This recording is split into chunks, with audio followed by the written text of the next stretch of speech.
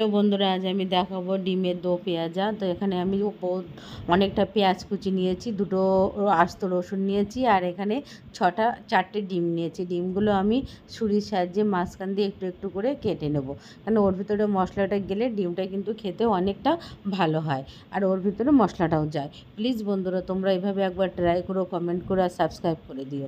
তো প্রথমে একটা কড়াই বসিয়ে প্রথমে আমি ডিমগুলো সিদ্ধ করে খোসা ছাড়িয়ে ঠিকভাবে নিয়ে নিলাম। আর এখানে একটা কড়াই বসিয়ে তাতে পরিমাণ মতো আমি সর্ষের তেল দিয়ে দেবো। তোমরা চাইলেও সাদা তেলেও ইউজ করতে পারো। তো এখানে আমি সর্ষের তেলটা গরম হওয়ার পরে একটু লবণ, একটু হলুদ গুঁড়ো আর একটু লঙ্কা গুঁড়ো দিয়ে একটু তেলটা গরম করে নিয়ে নিলাম।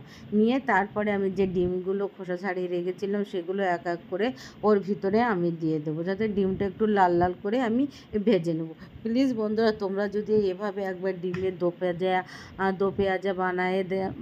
দো পেঁয়াজা বানাও, তাহলে খেতে খুব দুর্দান্ত হবে। রুটি, পরোটা বা গরম ভাতের সঙ্গে কিন্তু খেতে দুর্দান্ত লাগবে। তোমরা এইভাবে একবার ট্রাই করে দেখো, আর রান্নাটাও খুব সহজে একবার দেখলে তোমরা করে নিতে পারবে। তারপর ডিমগুলো আমার লাল লাল করে ভাজা হয়ে গেছে। এবার আমি এক এক করে ডিমগুলো আমি সব তুলে নিচ্ছি। আর ফোড়নের জন্য আমি দিয়ে দিচ্ছি কী কী। অবশ্যই তোমরা ভিডিওটা দেখো, লাস্টটা দেখলে কিন্তু তোমরা তখন বুঝতে পারবে যে আমি কীভাবে রান্নাটা করলাম আর কত ইজিভাবে করলাম। এবার আমি মশলার মধ্যে গরম মশলা নিয়েছি, তেজপাতা নিয়েছি, যে গরম মশলার মধ্যে লবঙ্গ থাকে, দালচিনি, এলাচ আর তেজপাতা দিয়ে ফোড়নটা দিয়ে দিলাম।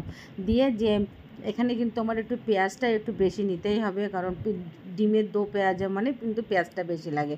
এখানে আমি আর একটা পেঁয়াজ কুচি করে নিলাম, তোমরা চাইলে পেস্টও ইউজ করতে পারো।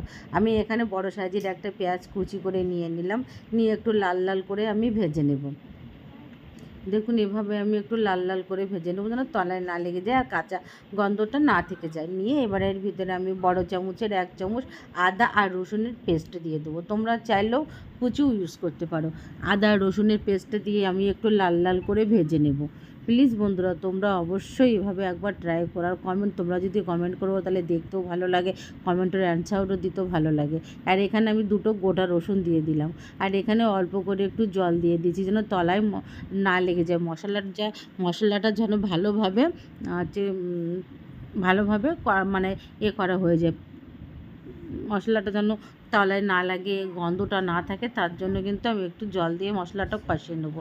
এবার আমি পরিমাণ মতো দিয়ে দিলাম লঙ্কা গুঁড়ো, হলুদ গুঁড়ো, জিরে গুঁড়ো আর ধনিয়া গুঁড়ো। এই মশলাটা দিয়ে এবার আরও একটু ভালো করে কষাতে হবে।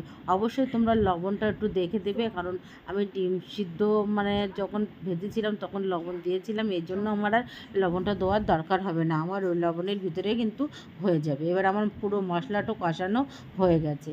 দেখুন, এভাবে কিন্তু মশলাটা কষিয়ে নিতে হবে।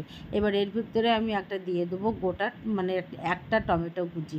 তোমরা চাইলে টমেটো পেস্টও ইউজ করতে পারো। এবার টমেটো কিন্তু আমি কুচি করে দিয়ে এটাও আমি মশলার সাথে একটু ভালো করে কষিয়ে নিলাম। তোমরা আমি এখানে টমেটো একটা দিয়েছি, তোমরা চাইলে তোমাদের পরিমাণ মতো দিতে পারো। দেখুন, মশলাটা কী সুন্দরভাবে আমার কষানো হয়ে গেছে। এবার এতে আমি পরিমাণ মতো জল দিয়ে দেবো। জলটাও ফুটে ওঠার জন্য আমি অপেক্ষা করব। যত সময় জলটা না ফুটছে তত সময় আমি অপেক্ষা করছি। এবার দেখুন, জলটাও ফুটে গিয়েছে। এবার আমি উপর দিয়ে যে ডিমগুলো রেখেছিলাম সেই ডিমগুলো আমি এর ভিতরে এক এক করে দিয়ে দেবো। দিয়ে এবার ঝোলটা যত সময় একটু কমে আসবে, যে যেরকম রাখতে চাও সে সেরকম ঝোলটা রাখবে। কিন্তু ডিমের দো পেঁয়াজায় বেশি ঝোল রাখার প্রয়োজন হয় না। এটা একটু শুকনো শুকনো পেঁয়াজগুলো যেন থাকে, এরমভাবে একটা রান্না করতে হয়। এবার উপর থেকে আমি একটু ধনেপাতা কুচি দিলাম। আর আমি এর উপরে একটা তড়কা লাগাবো। সে তড়কাটা হলো শুকনো লঙ্কা আর একটু ঘি দিয়ে আর একটু পেঁয়াজ কুচি দিয়ে তড়কাটা লাগিয়ে এর উপরে দিয়ে দিলাম। প্লিজ বন্ধুরা, তোমরা সাবস্ক্রাইব করে দিও আর কেমন হয় জানিও।